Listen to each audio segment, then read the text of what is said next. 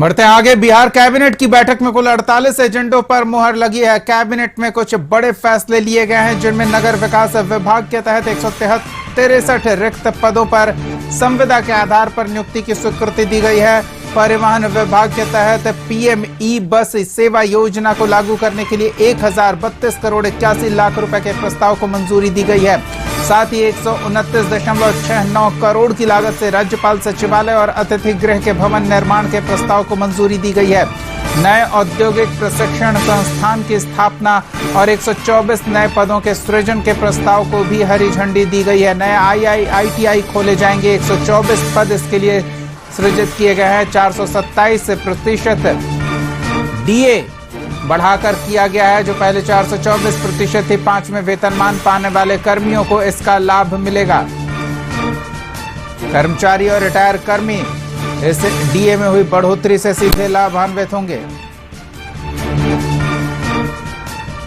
सहयोगी आशुतोष और अधिक जानकारी के साथ जुड़ रहे हैं। आशुतोष, कैबिनेट की बैठक में कई महत्वपूर्ण फैसले लिए गए हैं। कैबिनेट की बैठक में कई महत्वपूर्ण फैसले लिए गए हैं और सबसे खास बात ये है कि कई ऐसे विभाग हैं जहां पर पदों का सृजन किया गया है और वहां पर नौकरियों की गुंजाइश दिख रही है। 48 एजेंडों पर कुल मुहर लगी है और सबसे खास बात यह है कि श्रम संसाधन विभाग के तहत व्यवसाय अनुदेशक, गणित अनुदेशक, ड्राइंग अनुदेशक के तौर पर 133 पदों के सृजन को मंजूरी मिली है।